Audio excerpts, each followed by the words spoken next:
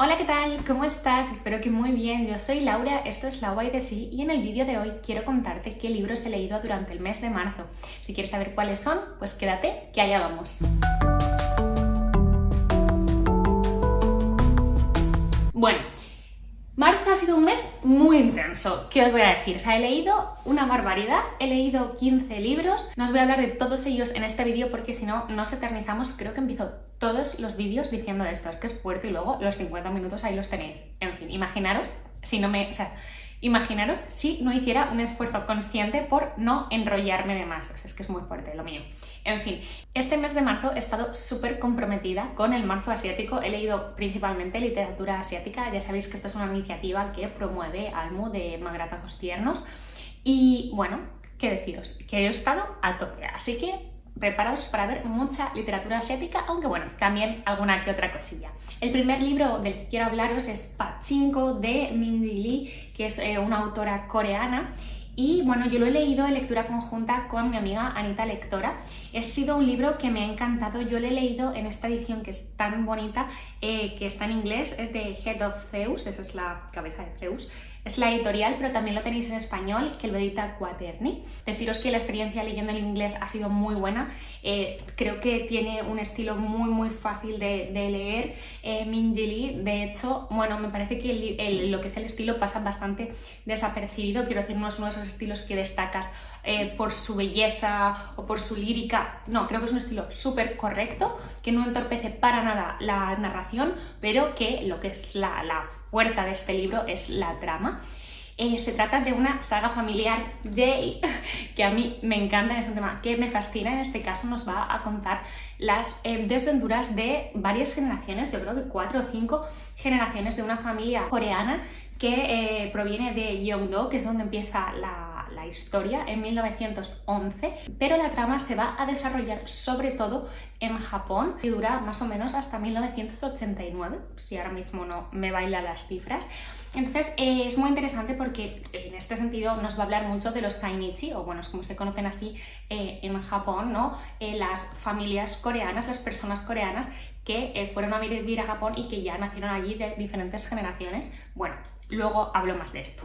La historia comienza, como os digo, en Yeongdo, en Corea, en 1911, en un momento en el que Corea está bajo el dominio de Japón y bueno, vamos a ver un poco cómo es la vida allí.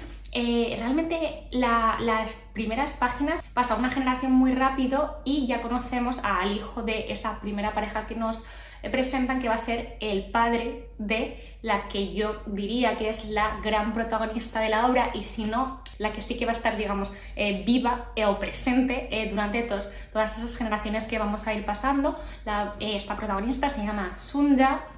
La vamos a ver de niña, la vamos a ver de adolescente, la vamos a ver de adulta y también la vamos a ver de anciana, la verdad. Ella es el pilar de esta novela, es un personaje que a mí me gustó muchísimo porque, bueno, son esos personajes que son bastante creíbles en el sentido de que son imperfectos, hacen cosas y toman decisiones con las que a lo mejor tú no estás de acuerdo o dices, ay, ¿por qué haces esto? No, hombre, no, tal. Entonces, bueno, es una persona humana a la que realmente, o sea, es un personaje, pero entenderme, que sí que parece como de carne y hueso.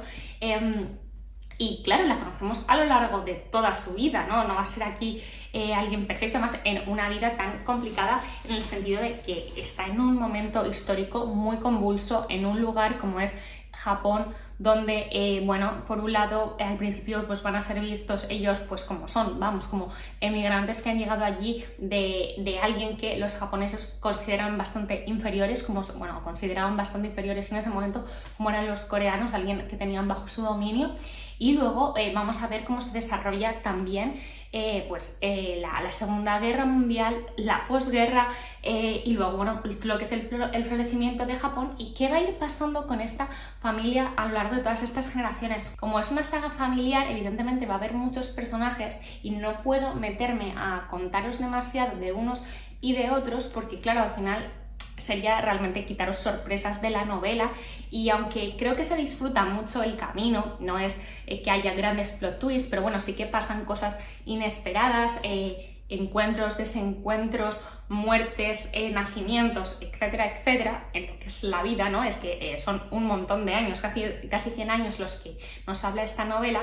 Pues bueno, deciros solo que no os voy a decir mucho. Nos cuenta una historia bastante dura, porque bueno, la situación de estas personas coreanas cuando llegan a Japón es bastante precaria. Vamos a ver un montón de injusticias, vamos a ver cómo las personas trabajan para tener dos cosas que comerse, y me parece muy interesante el retrato que hace de la situación de lo que se vive en Japón en ese momento.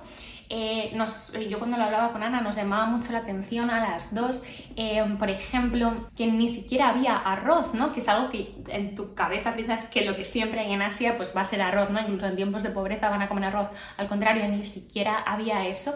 Enseña muy bien cómo las personas durante muchos años tienen que hacer todo, se desviven solo de verdad para poder sobrevivir. También el libro enseña muy bien lo difícil que es llegar a un lugar nuevo, no conociendo el idioma, no conociendo las costumbres, y por un lado tienes que acostumbrarte y aprender todo lo rápido que puedas para poder sobrevivir y llevar una vida lo mejor posible, y al mismo tiempo quieres como no olvidar tu patria y tus tradiciones, tu vida anterior, porque si no el sentimiento de desarraigo es aún mayor.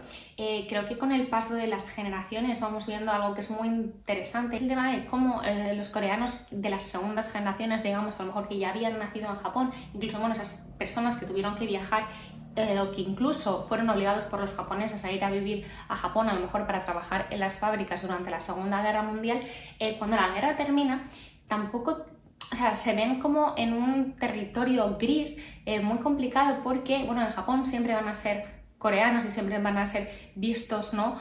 Como algo inferior, como decía antes, pero si volvían a Corea, por un lado la situación era muy complicada porque también se empezó a ver una serie de revueltas y de un periodo muy convulso que luego desencadena en la separación de las dos Coreas, y por otro porque eran vistos por sus compatriotas como espías japoneses. Entonces realmente estaban ahí en tierra de nadie, en una situación muy complicada. Vamos a ver realmente a lo largo de 3 libros, porque este volumen está dividido en 3 libros, el paso de las generaciones. Para mí el último libro es el peor, y Anita tuvo la misma sensación, en el sentido de que ya pasa todo demasiado rápido, no se profundiza tanto. Realmente era un poco difícil, ¿no? Como cuando cierras esto, pero para mí en esa última parte, en esa última generación, abre demasiados caminos y no lo sé, para mí eché en falta más páginas. A mí no me hubiera importado un poco más y que se me hubiera contado todo bien y sin prisas. También es cierto que esas generaciones, quizás al tenerlas ya más cercanas, que igualmente era 1989, tampoco tan cercanas, quizás tienen menos interés a lo mejor histórico, nos resulta menos llamativo, pero bueno, es interesante. Me pasó eso, ¿no? Lo típico que cuando aparece por fin la palabra del título en la novela, esa igual era como la página 200 y mucho, y yo es que ya llega un momento, pero ¿cuándo van a salir los pachincos? O sea, ¿cómo va a ser esto? En fin, no sé. Me ha gustado muchísimo, a pesar de, como os digo, que la parte final no me gustó tanto. Disfruté muchísimo el camino, sufrí mucho con las cosas que le pasan a estas personas, aprendí bastante, ¿no? Porque sí que es cierto que yo justo esta historia de las personas coreanas que están en Japón, he leído bastante sobre ellas, pero sobre todo no ficción, y a veces es como que te cala más y llega más a tu yo emocional, digamos, cuando lees una novela, porque, aunque sea ficción, cuando está bien ambientada, cuando está bien documentada, porque empatizas ya a un nivel, como digo, emocional, y hace que las cosas se sienten más. Y me ha parecido muy interesante, pone también, pues ayuda a entender bastante el presente, en el sentido que, bueno, las relaciones diplomáticas entre Japón y Corea siguen siendo bastante complicadas a día de hoy, y bueno, está bien también conocer, ¿no?, el origen de todo esto, y hay muchos libros, pero bueno, creo que esta novela lo hace de una forma fantástica y a mí me ha gustado mucho. La siguiente novela que leí fue Heaven, de Mieko Kawakami, que es una novela de 2009, pero en español la ha sacado ahora Seix Barral, y esta ha sido un poco una decepción para mí. Ha sido la segunda novela que leo de esta autora y la otra tampoco me encantó. Os dejaré por aquí un vídeo donde os hablaba de ella. y que es la novela de Pechos y Huevos, y yo empiezo a pensar que, bueno, que quizás es que no me guste esta autora, la verdad, que le voy a decir que no empatizo con sus obras. Mucha gente me decía en comentarios si tal vez fuera por la traducción, así que a lo mejor intento darle una tercera oportunidad leyéndola en inglés, porque bueno, es cierto que en japonés no me atrevo, y a ver si es cosa de la traducción, que yo pierda algo. Sinceramente tampoco creo que sea eso, porque igual que sí que en Pechos y Huevos a mí me pareció que la traducción fallaba en bastantes cosas que os cuento en ese vídeo, yo he leído este libro y no he visto nada que diga es culpa de la traducción, porque, ¿sabes? No sé cómo deciros, que no creo que haya sido eso, creo que simplemente no empatizo con su forma de escribir. También lo pienso además porque he estado bastante atenta este mes a otras reseñas y en general he visto reseñas muy buenas del libro, igual que había visto en inglés. Entonces, bueno, pues es que simplemente parece que yo no termino de casar con cómo escribe Mieko Kawakami. Quiero dejar claro que yo no quiero dar una mala imagen del libro, simplemente quiero decir que a mí no me ha gustado porque creo que el autor escribe bien y sobre todo, y lo que es muy importante, trata temas muy importantes. Este libro, por ejemplo, trata sobre el tema del bullying, algo que es muy duro, es algo que es muy común en la sociedad japonesa y que cada vez lo vemos más reflejado tanto en películas, en series y como en la literatura, pero que durante mucho tiempo creo que se ha tapado bastante cuando es algo que sucede con relativa frecuencia y además es un bullying muy fuerte, muy violento y creo que la novela lo refleja muy bien. Nos va a contar la historia de dos adolescentes, un chico y una chica. El chico va a ser nuestro narrador y si no estoy equivocada, juraría que en ningún momento conocemos su nombre. Y él va a empezar a recibir una serie de notitas, pequeñas cartas que les va a encontrar escondidas, digamos, pues en su escritorio o así. Bueno, al principio desconfía un poco de ellas porque, bueno, es que está sufriendo acoso escolar todo el tiempo. Y, bueno, en una de esas notitas donde él no tiene ni a quién contestar ni nada, ni sabe quién las escribe, le proponen quedar. Finalmente, aunque piensa mucho que va a ser una trampa, decide ir y ahí es cuando descubre que es la otra compañera, que es una chica que se llama Kojima, que también sufre bullying. Y bueno, se va a crear pues un vínculo entre ellos, una amistad muy única, la verdad, muy curiosa, porque realmente yo sentía que eran dos personas que no tienen nada en común. No sé si tanto que no se conocen, eso sobre todo, que ponen muchas barreras a la hora de relacionarse quizás por todo lo que les está pasando, pero tienen algo que les une muy fuerte, que es que están los dos sufriendo eso y se sienten como que los dos tienen eso que los une y que tienen que unirse, ¿no? Para aguantar, ¿no? Por decirlo de alguna manera. Vemos que al narrador, parte por lo que le hacen bullying es porque él tiene estrabismo, se meten con esa parte física de él, es como la excusa que ya hace que luego todo el mundo le ignore, que haya violencia hacia él y demás. Y en el caso de ella, está todo más centrado a que ella pues como parece que no tiene dinero por la forma en la que viste y siempre va sucia, no se ducha, y vamos a conocer el motivo por el que hace eso. Ella tiene una personalidad muy fuerte y hay unos motivos, ¿no? Que evidentemente que desencadenan su forma de ser y cómo ella se enfrenta al mundo y cómo ella se enfrenta al propio abuso. La verdad que es muy interesante, es una novela, la verdad, bastante filosófica, tiene un montón de reflexiones interesantes y diálogos o monólogos internos que también dan mucho que pensar, ¿no? Por un lado, incluso llegamos a conocer el pensamiento de alguno de los, no sé, matones, no sé cómo decirlo, de la clase, como ellos justifican en su cabeza lo que hacen. También tenemos bastantes ideas que rozan el nihilismo o el estoicismo. Es una novela bastante intensa y a priori interesante, sin embargo, a mí se me hizo lentísima y aburrida. Tengo que decirlo y lo siento, pero es lo que pienso. Tiene un final, en mi opinión, muy bueno, con una escena brutal, como también ocurría en la primera parte de Pechos y Huevos, que a mí me encanta, me gusta mucho eso que hace Mieko Kawakami, que de repente estás bien leyendo algo así y de repente hace ¡boom! Una escena y no te lo esperas, no me lo ves venir, lo potente que es, y me gustó mucho, pero no termina de salvarme el libro, pero porque a mí no me gusta demasiado como escribe, como estamos viendo. El libro trata de otros temas interesantes, como puede ser también la figura del padre ausente de diferentes formas, los núcleos familiares, como estas personas, los dos protagonistas, digamos, sufren una violencia tan grande que, cuidado, hay escenas muy explícitas de violencia en el libro, y cómo ocultan eso en sus casas y qué consecuencias tiene callarse eso, y también, bueno, cómo puede ser que en sus casas no se den cuenta de lo que está pasando. Da todo mucho que pensar. Y luego, en referencia a este estrabismo que tiene el chico, un tema que me parece fundamentales, que eso es algo que a él le acompleja mucho y sin embargo a la Kojima, a la chica, es algo que le encanta y le parece que le hace único. Y ahí se inicia pues una especie de debate, compartir ideas, contraponer pensamientos entre ellos, muy interesante, que da a muchas reflexiones. Diría mucho, pero no quiero, no sé, contaros demasiado, así que aquí lo dejo. El siguiente libro que leí fue El almanaque de mi padre, de Jiro Taniguchi. Tengo esta edición de Planeta de Agostini. Originalmente es una historia de 1997 y es preciosa. Ya os conté en el TBR que este mangaka, este autor de mangas, es el favorito de mi novio y creo que esta es su obra favorita y no me extraña, es muy bonita. La verdad, es una historia autoconclusiva, es decir, no tiene más partes. Nos va a contar la historia de un hombre que vuelve a su ciudad natal, a su pueblo, después de muchos años sin ir hasta allí, evitando ir para asistir al funeral de su padre. Allí vamos a ver cómo, bueno, en Japón está todavía la tradición, digamos, de velar a los muertos, entonces él con una parte de su familia están pues cenando y luego pues bebiendo, pues una serie de tradiciones, y esto pues le va a llevar a ir recordando cosas y le va a hacer pensar y reflexionar sobre por qué le llevó a irse tan lejos de su casa y a no volver nunca. Sucedieron una serie de cosas en su infancia que él, digamos, no perdonó nunca a su padre y le hizo pues perderse gran parte de su vida. Y bueno, vamos a ver cómo hay una serie de misterios o de secretos en esta familia que ahora van saliendo a la luz, cómo de niño él malinterpretó ciertas cosas quizás y no le dio una oportunidad a su padre de adulto de explicar qué había ocurrido.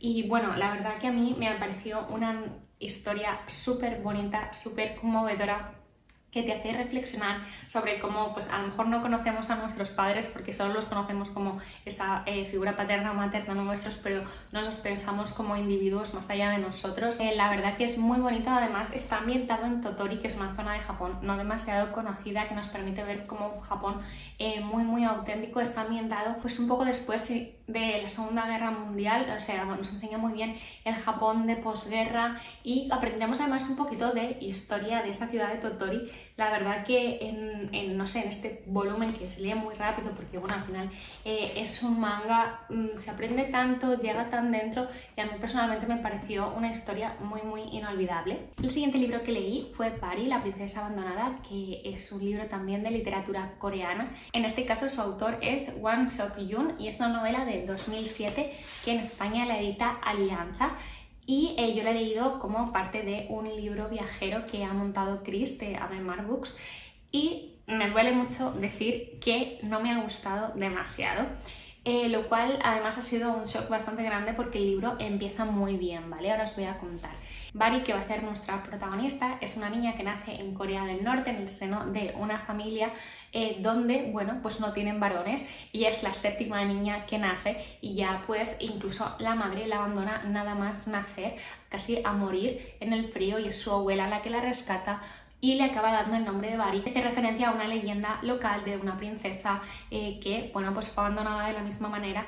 Y al final fue una persona que consiguió grandes cosas tras una gran aventura para ir a buscar un elixir de la vida que servía básicamente para calmar y dar paz a los espíritus. Creo que lo he contado bien, pero bueno, en la novela lo explica mejor. Y vamos a conocer toda la vida de Bari, que la va a llevar desde Corea del Norte a China para luego acabar en Londres. No os voy a contar qué va pasando por el camino, pero sí os digo que para mí la novela tiene como dos partes principales y a mí la primera me gustó mucho, la que se desarrolla principalmente en Corea del Norte, que corresponde principalmente a la infancia y juventud, niñez y preadolescencia de Bari. ¿Por qué me gusta esta parte? Porque creo que la toma con mucha más calma, nos cuenta las tradiciones, nos cuenta el día a día, vemos cómo esa familia con tantas mujeres pasa su existencia, tenemos a la abuela, tenemos a la madre y a las niñas, cómo se contrapone su rol con el del padre, cómo todo cambia, ¿no? Cuando llega la gran hambruna a Corea en 1994, cómo la gente de un día para otro casi lo pierde todo y cuáles son las opciones que tienen para sobrevivir. Como esa parte está contada de una forma que a mí me gustó mucho y yo estaba entusiasmada con la novela. ¿Qué pasa? Que luego Yo creo que el autor, que es una persona, es un gran activista y está además muy comprometido con las problemáticas actuales en ambas Coreas y demás, esto le ha llevado a tener que exiliarse, a estar en la cárcel, etc. Él quiere hacer una crítica o quiere mostrar tantos problemas en la novela, de tantos temas, de tantas cosas, que no os voy a contar para no haceros spoilers, que se olvida de que está escribiendo una novela y se olvida de desarrollar los personajes, se olvida de darles alma, se olvida de todo eso. Pasan cosas horribles y yo las leía como, bueno, o sea, es que yo no sentía nada, pero porque los personajes no sentían nada, porque no los conocía, porque no los sentía reales. Entonces me dio mucha pena porque la idea era buenísima y todo lo que quiere hacer es genial, pero para mí pues no sale bien y me dejó pues muy fría.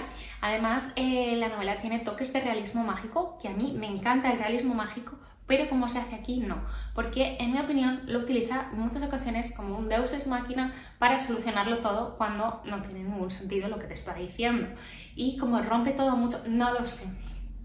Lamento decir que no me ha gustado demasiado esta novela. Te la recomendaría para un público más juvenil, porque creo que eso, pasan muchas cosas y a veces las suaviza de una forma que yo pensaba, no lo sé, me recordaba un poco a la literatura juvenil, pero en ningún sitio he visto que lo esté pensado especialmente así, no lo sé.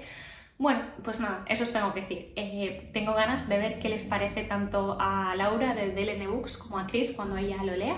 Así que nada, veremos y sobre todo que espero que les guste más que a mí. Y ahora, para quitarnos el mal sabor de boca, vengo a hablaros con mi libro preferido del mes y un libro que me ha encantado, que le di mis 5 estrellas y que yo creo está todavía como en esa... como en ese periodo de prueba de a ver si realmente luego pasa a favoritos de la vida o no, porque me encantó. Quiero hablaros de El dios de las pequeñas cosas de Arundhati Roy, que es una novela de 1997 que en España la edita Anagrama. Es un libro que me fascinó. Si me seguís por Instagram, y si no, por favor, seguidme, ya sabréis cuánto me ha gustado, no solo porque está en la reseña, sino porque fui realmente pesada por stories con el avance de esa novela porque me tenía entusiasmada. Se trata de una novela de literatura india que, bueno, va a estar ambientada en India, en concreto en la región de Kerala, que es una región que está al sur del país. Y se trata también de una saga familiar, así que de esta forma vamos a ir viendo sus alegrías, penurias, logros y fracasos a lo largo de diferentes años.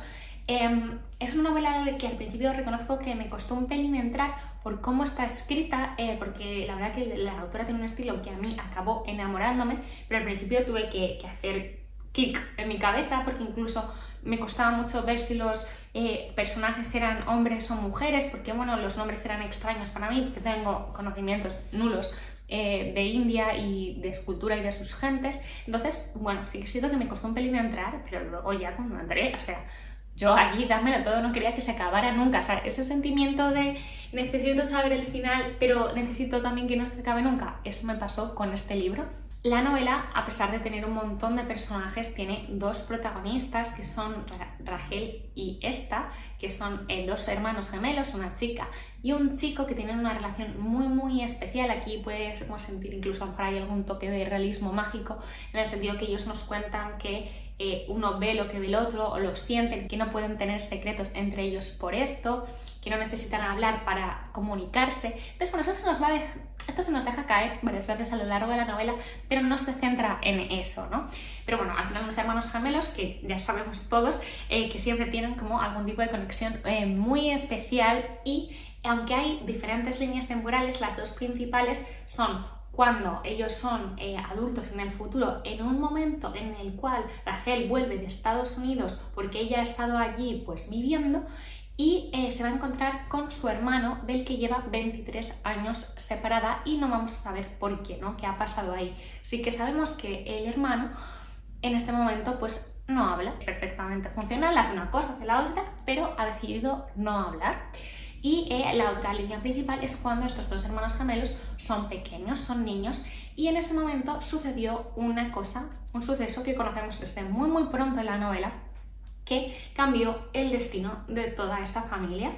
Es un suceso que nosotros sabemos muy pronto, pero no sabemos ni cómo ha pasado y tampoco tenemos muy claras las consecuencias que tuvo eso. Sí sabemos que las tuvo, pero no cuáles son. Entonces, bueno, siempre termino diciendo esto, pero porque siento que las novelas que están así construidas son las que a mí más me gustan, que son las que vas construyendo un puzzle poco a poco, que hasta que no es el final no tienes y pones la última pieza no eres capaz de verlo todo, pero el momento en que lo haces todo encaja perfectamente. Pues la novela juega mucho a esto. Además, cambian los narradores y, por ejemplo, cuando oscila entre los gemelos, la autora es muy lista y es que escribe muy bien.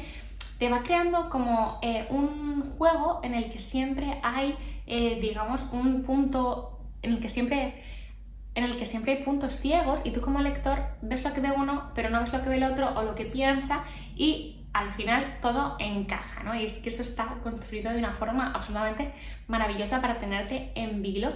Y además, la autora también juega con una serie de cosas que va repitiendo a lo largo de la novela.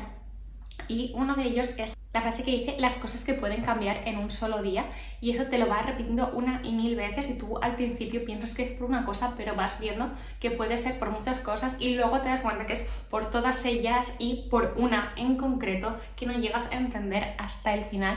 Es una novela llena de detalles, llena de misterios, llena de sorpresas, una novela donde está la trama principal, por supuesto esta trama familiar, pero que en realidad hay muchas cosas si tú vas rascando para entender que se nos está contando otras muchas cosas. En este caso nos va a hablar mucho de India, de su cultura, de su sociedad, de cómo estaba la economía en ese momento, de qué tensiones había, qué fuerzas se estaban enfrentando, cómo fue la llegada de ciertas ideas, muchas cosas. Aviso también, como el anterior, es una novela donde hay escenas de abusos y hay escenas de violencia, entonces también lo quiero dejar claro por si no queréis leerlo, porque la verdad se hace bastante duro. Es una de esas novelas, como las mejores lo son, que sacan sonrisas y lágrimas. Yo me reía muchísimo con algunas escenas porque tiene partes que casi rozan el absurdo y aunque son muy divertidas, y luego tienen partes absolutamente descorazonadoras. El estilo de la autora no puede pasarse por alto, es muy bello, es muy lírico y es una de esas historias que importan mucho cómo están contadas, ¿no? En este caso el estilo es una de las claves de la novela. Te obliga a estar concentrado todo el rato, no es difícil, pero sí requiere tu atención y eso a mí también me gusta, ¿no? Algo que no me deje distraerme, es como tienes que estar aquí y si no, pues no leas. En referencia a lo que os decía antes de India, a mí me parece muy interesante porque nos va a hablar mucho todavía el sistema de castas, sigue ahí, cómo son los roles dentro de una familia, cuál es la cuestión de cada uno, qué cosas están muy mal vistas y no se van a perdonar. Igual que hay historias que podrían estar en cualquier sitio y funcionarían, esta historia solo puede entenderse en India y eso además la hace muy especial. Quiero leeros una frase que está dentro del libro y que para mí refleja tal cual es la novela y que no necesitaría haberos contado nada más. Y es lo siguiente: el secreto de las grandes historias es que no tienen secretos. Las grandes historias son aquellas que ya se han oído y se quiere oír otra vez. Aquellas a las que se puede entrar por cualquier puerta y habitar en ellas cómodamente. No engañan con emociones o finales falsos. Sabemos cómo acaban y sin embargo las escuchamos como si no lo supiéramos. Del mismo modo que, aun sabiendo que un día moriremos, vivimos como si fuéramos inmortales. En las grandes historias sabemos quién vive, quién muere, quién encuentra el amor y quién no. Y aún así queremos volver a saberlo. Ahí radica su misterio y su magia. Pues todo esto, esta novela. Un libro que yo no me cansaré de recomendar nunca. ¡Qué maravilla de lectura! Y es un libro además que guardaré siempre en mi corazón porque lo leí con Laura de DL Books y con Carol, que no voy a decir su Instagram porque es privado. Pero chicas, gracias por este viaje maravilloso que nos pegamos. El siguiente libro que leí fue Penitencia de Kanae Minato, que es una novela de 2012 y estoy muy contenta porque es uno de esos 10 libros que me propuse leer a lo largo de este año, así que poco a poco voy tachando algunos. Os dejo por aquí el vídeo sobre esos libros y la verdad que me ha gustado mucho. Es una novela altamente adictiva, como todo lo que escribe Kanae Minato. Digo esto solo habiendo leído 2 de sus novelas, pero ya tiene como 300, no, pero 15 fácil, que no sé por qué no nos las traducen, porque si todas son así, están tardando. Se trata de un thriller psicológico que parte de un suceso bastante fuerte y es que en un pueblo de Japón un verano están unas niñas, un grupo de amigas que están jugando pues en el patio del colegio y llega un hombre y les pide ayuda para que le ayuden a hacer no sé qué cosa en los vestuarios y una de ellas va a ayudarle mientras otras se quedan jugando. Cuando se quieren dar cuenta, ha pasado el tiempo, van a buscar a la amiga y la encuentran que ha sido asesinada. Lo curioso es que ninguna de estas niñas es capaz de describir al hombre, por lo cual nunca se le puede llegar a detener y bueno, pues el caso queda, digamos, sin resolver. La madre de la niña esto pues le enfada muchísimo y cree que no quieren ayudar por algún motivo, por lo cual les dice que si no ayudan a resolver el caso y a atrapar a este hombre, antes de que el caso prescriba, pues tendrán que sufrir una penitencia. Esto es algo que a esas niñas que ya son casi adolescentes cuando sucede esta amenaza les marca muchísimo. Y luego el libro se estructura en diferentes capítulos, cada uno de ellos dedicado a un personaje diferente, donde vamos a ir conociendo la visión de cada una de estas chicas de su vida actual y ciertas cosas que les van sucediendo. Que vamos a ver que, bueno, pues que por diferentes motivos alguna mintió, alguna se cayó a algo, alguna tal. Y por ahí, bueno, pues vamos a ver qué pasó realmente en ese caso, en ese asesinato años atrás. Es un libro que está escrito de una forma que tú no lo puedes soltar. Hay partes que están escritas en formato epistolar, que son cartas. También hay discursos a una audiencia. Hay como confesiones. Es la verdad una cosa muy genial para atraparte y que no puedas soltar el libro. Además, Kanaya Minato, como ya hacía en Confesiones, también se va inspirando en ciertos hechos o ciertos sucesos reales de Japón, lo cual lo aterriza todavía más a la tierra y te hace pensarlo todo mucho. Es una crítica muy descarnada a diferentes temas de la sociedad japonesa, como puede ser el clasismo, la hipocresía, bueno, pues por deciros algunas, pero realmente es que se mete en 1001 fregados. Me gustó mucho, lo devoré en un día porque no podía soltarlo. Y lo único malo que tengo que decir de este libro es que tuve la, entre comillas, mala suerte de leer primero Confesiones, porque salió primero en España, que no tienen nada que ver, son autoconclusivos por su lado. Pero para mí Confesiones es mucho mejor, entonces este pagó un poco el pato de mis expectativas. No tienen nada que ver. ¿Qué pasa? Que para mí Confesiones tiene muchos momentos what, en plan, que estás leyendo y dices, ¿qué? No, increíble, guau, o sea, plot twist todo el rato. Y en este yo no sentí eso tanto. Era más otro tipo de acción, ¿no? Como que todo iba más rápido y solo quería saber qué pasaba, quería saber el desenlace, pero no pasé por esos momentos de súper sorpresa. No sé si me explico. En cualquier caso, me han gustado muchísimo los dos y creo que es una autora que recomendaré. Siempre son thrillers psicológicos, no dan miedo, pero te mantienen súper atrapada. Y el siguiente libro del que quiero hablaros es En la Tierra somos fugazmente grandiosos, de Ocean Vuong, que es un autor vietnamita. Es una novela de 2019 que está editado por Anagrama. Es un libro que a mí me dejó mi amiga Clara. Y cuando lo estaba leyendo, o sea, nunca he sentido como tanto agobio de que el libro no fuera mío, porque quería como de verdad subrayarlo todo, tomar notas, total, que al final me lo compré en digital. Y lo bueno que hay con el iPad, puedes tomar 1000 notas, subrayar todo y me quedé tranquila porque estaba yo, tipo, como que hacía fotos, copiaba las frases y digo, pues es que no quiero copiar las frases, quiero tenerlo en el libro. Y bueno, pues la verdad que comprar en digital me vino muy bien.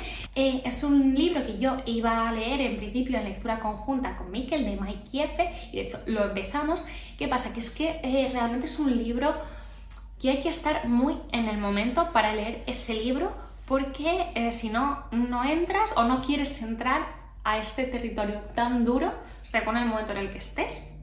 Entonces Mikey también lo empezamos a hablar y estábamos los dos bastante fascinados por la forma de escribir, pero luego él lo paró porque yo creo que no estaba en el momento, así que nada, querido, si lo lees alguna vez, recuerda venir a mí a comentar. Es un libro que a mí me ha gustado una barbaridad, creo que es uno de los libros más bellamente escritos que yo he leído, pero es un libro muy duro, que se sufre mucho, tiene puntos muy sórdidos, es un libro donde otra vez hay bastante violencia y es un libro que se sufre una barbaridad, que lo lees muy acongojada. De hecho, Yo a veces me tengo que esperar a hacer las recomendaciones porque soy una acelerada de la vida, y yo leí las 2 primeras páginas y estaban tan bellamente escritas que fui a 2 amigas diferentes y les mandé las páginas y les dije, tenéis que leer esto porque os va a encantar, porque yo conozco cómo leen esas personas y las cosas que le gustan.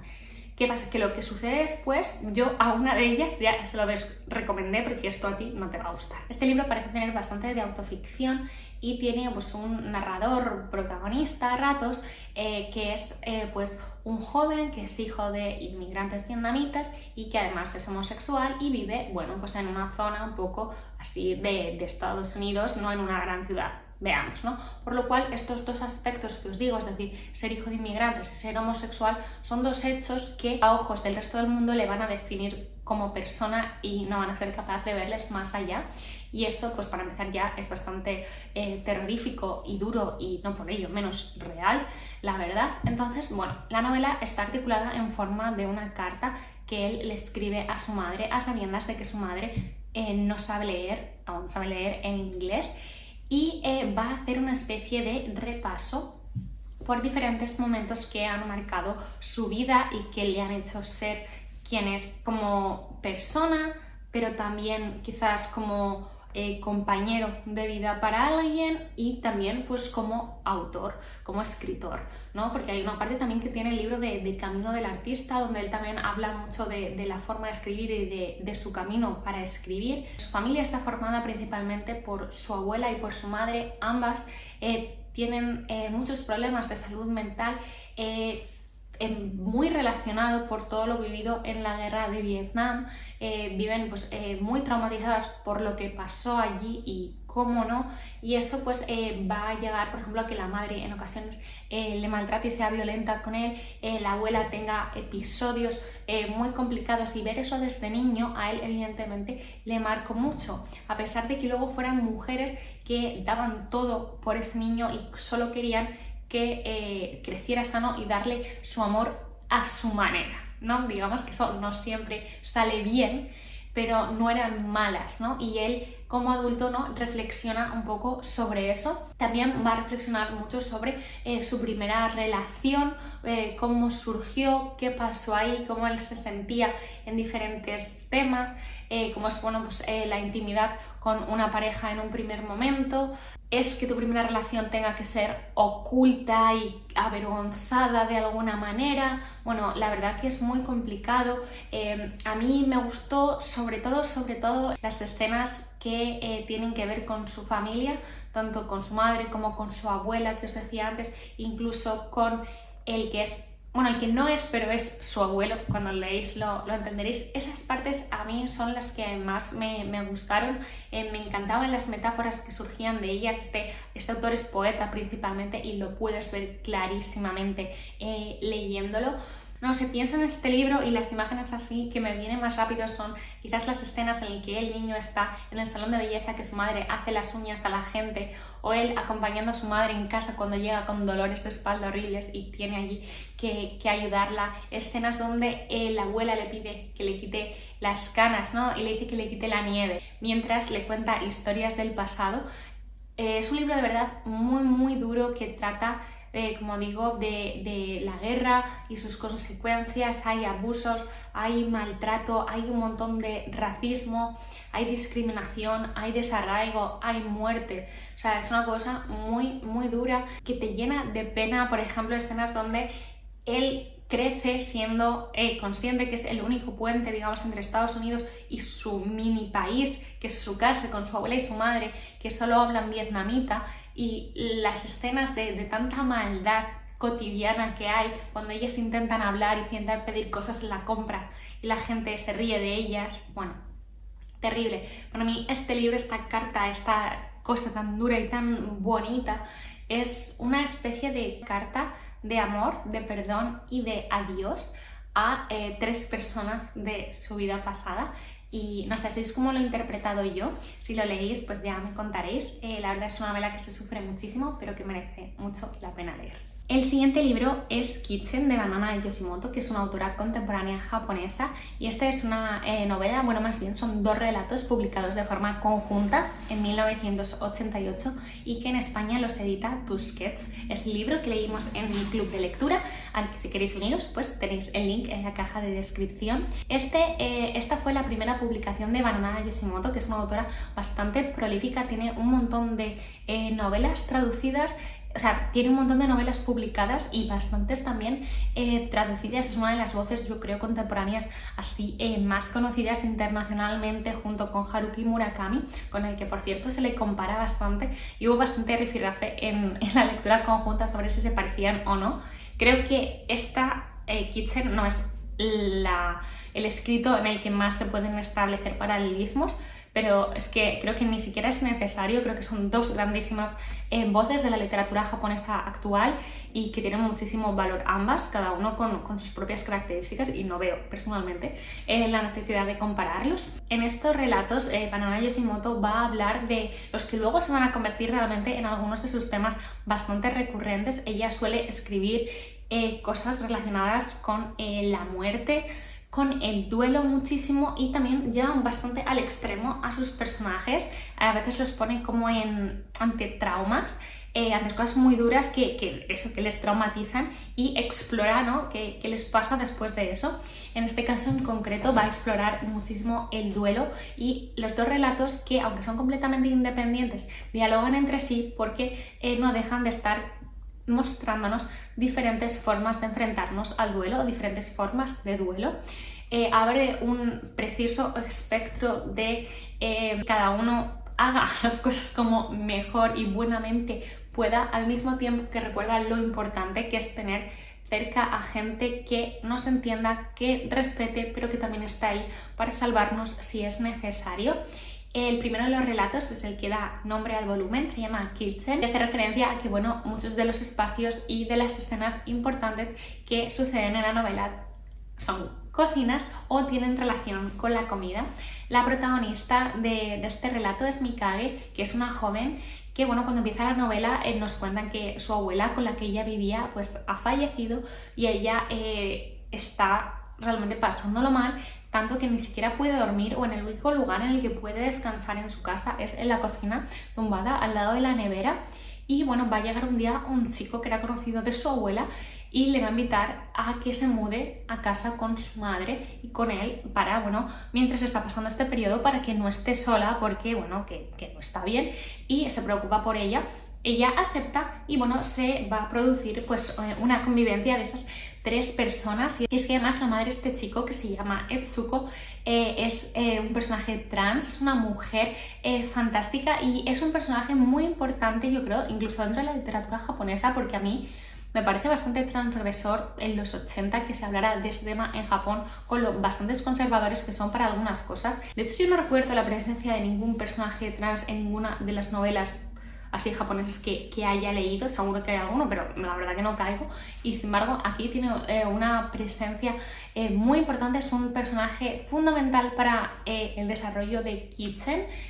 Fue el personaje favorito de la mayoría de personas en la lectura conjunta, y es que Banana Yoshimoto consigue que se convierta en la luz y el centro de esta novela, que en el resto de las escenas se desarrollan en la oscuridad, suceden de noche, suceden en momentos donde las personas están tristes, donde solo hay negrura, solo hay oscuridad, como digo, y sin embargo hay puntos de luz, siendo ella, este personaje Tsuko, la principal fuente de brillo e iluminación, y esto crea una metáfora muy bonita en la novela.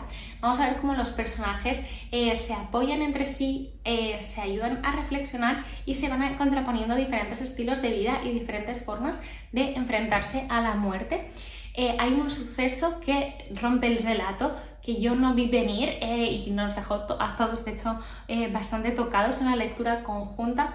Hay una especie de oscuridad, como digo, en todo este relato, que hace que lo leas con una tensión pasiva. Esperas todo el rato que pase algo malo, y a mí me generó bastante angustia, dentro de que, bueno, que es un relato relativamente bonito. Pero bueno, ojo, lo leí, con tensión, las cosas como son. Y el otro relato, que es Moonlight Shadow, es un relato mucho más tradicional, parece casi un cuento, en el sentido de que tiene algunos toques de realismo mágico, aunque está pues muy centrado en la realidad y la cotidianidad de Japón. En este caso, la protagonista acaba de perder a su novio, ellos son adolescentes y él ha tenido pues un accidente de tráfico donde además ha muerto también la novia de su hermano. Por lo cual, bueno, es un golpe brutal y estas dos personas, mi hermano, el novio y la protagonista, se tienen que enfrentar a su duelo, cada uno por su lado, y van teniendo ciertos momentos donde se van encontrando y se apoyan. Y Banana Yoshimoto pues nos enseña las diferentes formas que tienen ellos de sobreponerse. Una sale a correr hasta agotarse, el otro decide ir vestido con el uniforme escolar de su novia, a pesar de lo que puedan llegar a pensar las personas, eso le da igual. Son dos relatos bastante pausados e intimistas, llenos de cotidianidad y de pequeñas escenas donde los diálogos son bastante importantes, y no creo que sea una lectura que deje indiferente. De hecho, en el club de lectura gustó mucho porque, como digo, son sencillos pero dejan muchísimo pozo y tocan mucho las emociones, y eso es algo pues muy bonito. La verdad que me encantó volver a leer a Banana Yoshimoto, que la tenía un poco olvidada desde hace tiempo, y ha sido como recordar por qué me gusta tanto esta autora. Y quitémonos el drama de encima con mi siguiente lectura, que esta no es asiática y se trata de Finlay Donovan, una escritora de muerte. Es un libro que ha salido hace nada en España, pero creo que es de 2021 en general. Y la autora es Eli Cosimano, que ya creo que escribía juvenil, pero ahora ha empezado esta serie que es un cozy crime, que es genial. Vamos, yo solo he leído esta primera parte que edita Contraluz y estoy fascinada. Me lo llevé en mi viaje a Londres que he hecho recientemente para leer en el avión, y es que me lo comí con patadas porque es que no podía ser más divertido, y eso que es bastante tocho. Nos va a presentar a, bueno, pues la protagonista, que es Finlay Donovan, que ella es una escritora, pero bueno, está pasando por un momento personal bastante complicado porque acaba de divorciarse, su marido ahora está saliendo y parece que se va a casar con la que era su agente inmobiliaria, con la que le engañó mientras estaban casados. Además, tienen dos niños pequeños, ella no le da la vida, el ex marido además despide a la niñera, ella no tiene un duro, no consigue concentrarse para escribir su nuevo libro, o sea, todo mal, ¿vale?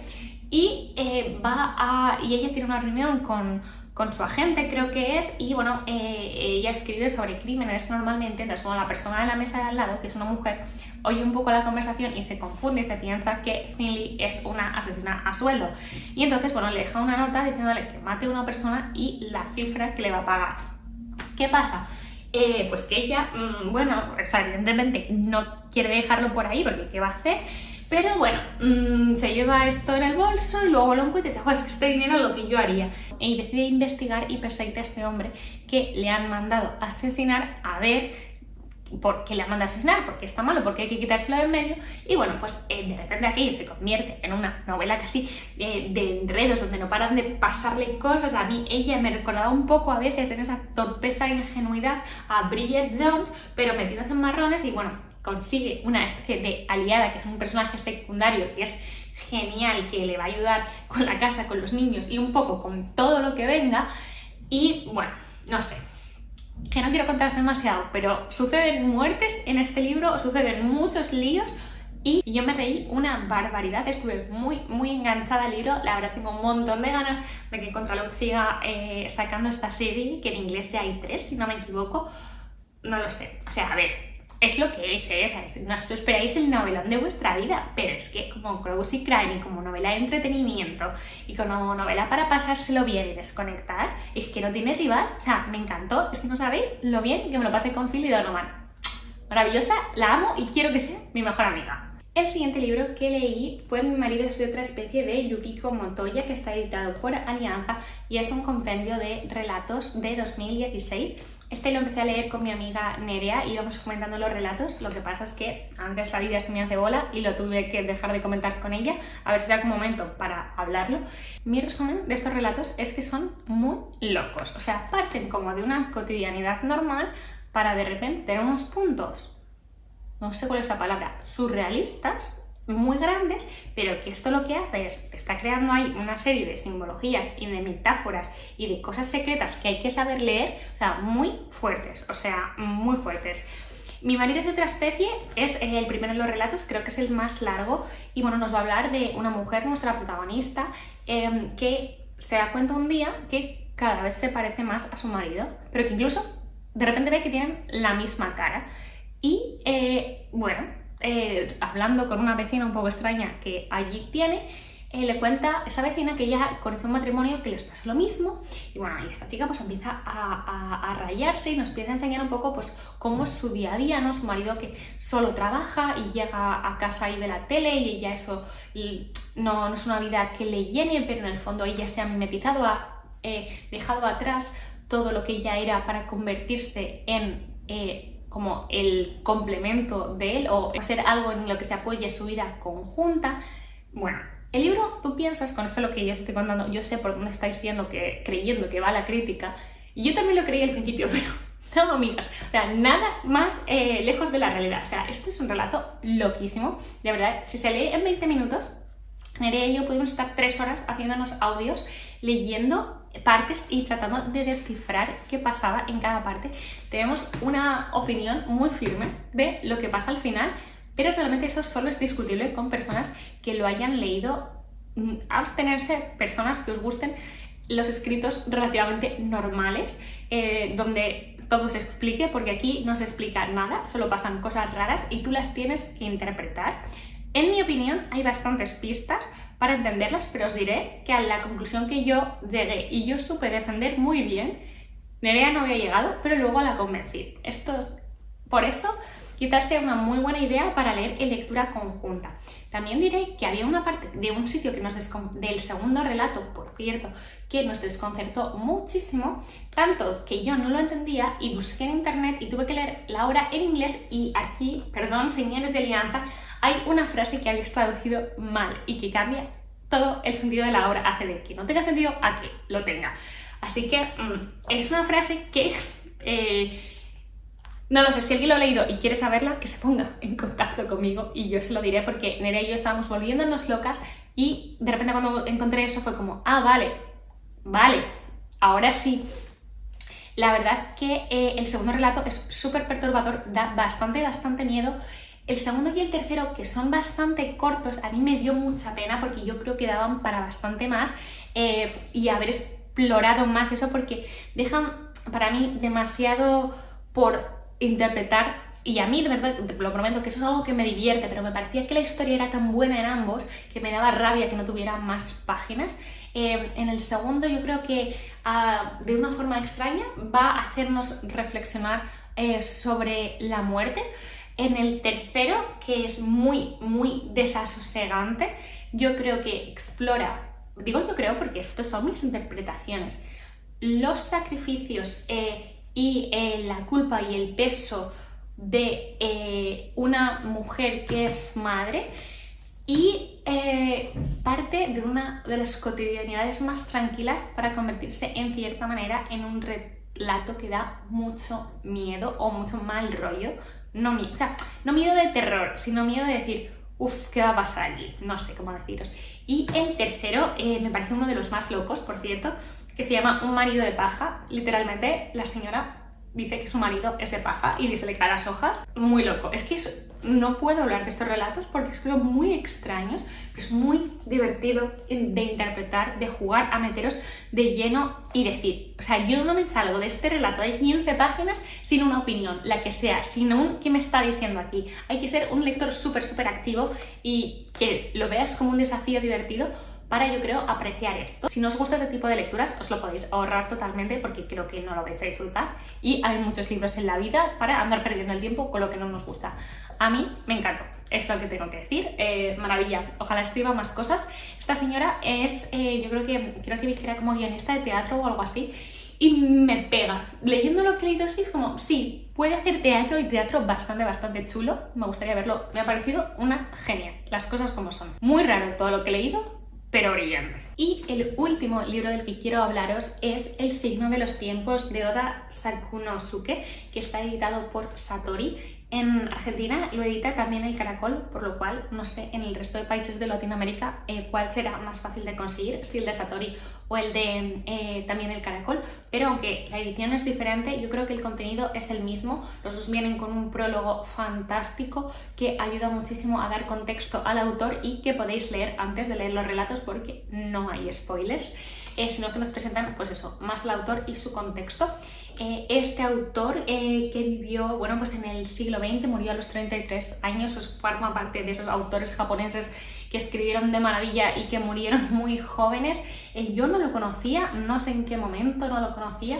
Se le categoriza, por decirlo de alguna manera, dentro de los decadentes, que se llaman así en Japón, donde también está el maravilloso Osamu Dazai, donde está Ango, que también me fascina, que tenéis sus obras en Satori también.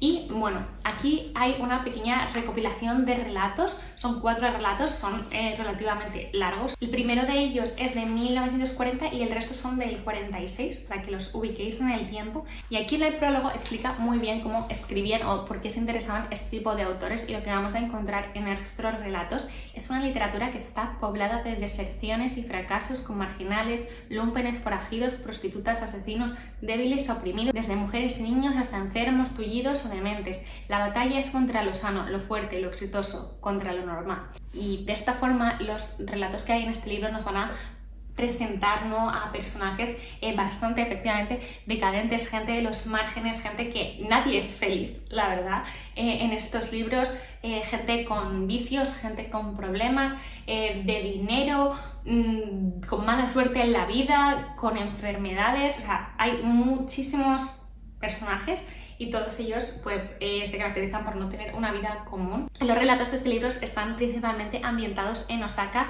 y me gusta mucho porque, bueno, la mayoría de otros libros están ambientados en otras zonas y aquí sientes realmente cómo era pasear por Osaka en esos momentos. Me gustó muchísimo. Son relatos donde vamos a conocer muy bien, por ejemplo, cómo era la vida matrimonial en el momento, las obligaciones de cada una de las personas de un matrimonio. También vamos a ver cómo es la vida en familia. Hay un relato que habla mucho de cómo es la vida de un escritor, que seguramente él cuenta un poco su historia aquí, ¿no? Cómo es el obsesionarse con algo que no te deja ir, el perseguir una historia. También tiene un relato que es quizás el más, no sé, no el menos dramático, que es una persona que vuelve un poco a su barrio de la infancia y es principalmente nostálgico. La verdad que son unos relatos bastante intensos. Se cuecen a fuego lento, no hay que leerlos con prisa, es un poco leer con calma y disfrutar del camino de lo que nos está contando. A mí me ha gustado mucho cómo escribe este autor. Es muy japonés. Si solo habéis leído literatura actual, vais a notar una diferencia muy clara con si empezáis ya a leer a autores del siglo XX, porque escriben de una forma diferente. No difícil en ningún caso, la verdad, pero como muy intensa a la hora de explicar todo, y parcos en algunas cosas y luego líricas en otras, no lo sé. A mí la verdad que me ha gustado mucho. No recomendaría, o yo no soy el tipo de lectora que hubiera apreciado leer estos relatos de seguido porque igual se me hubieran hecho pesados. Sin embargo, leo uno, leo mis cosas, hago tal, leo otro y a mí me gusta así espaciándolos un poco. Es cierto que he leído los 4 durante este mes porque también quería un poco hacerme a la idea de lo que era leer este autor y un poco no olvidarme de lo que me hacía sentir cada relato, pero sí que lo he ido intercalando con otras obras. La verdad que me ha gustado mucho.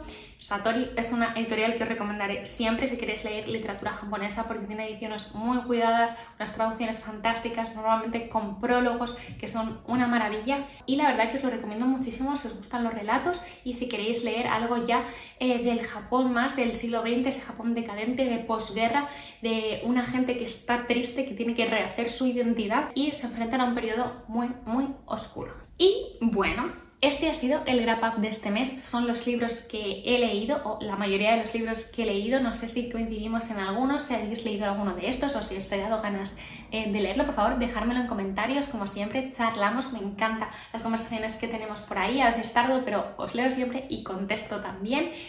Muchísimas gracias por llegar hasta aquí y nos vemos en el siguiente vídeo. ¡Hasta luego!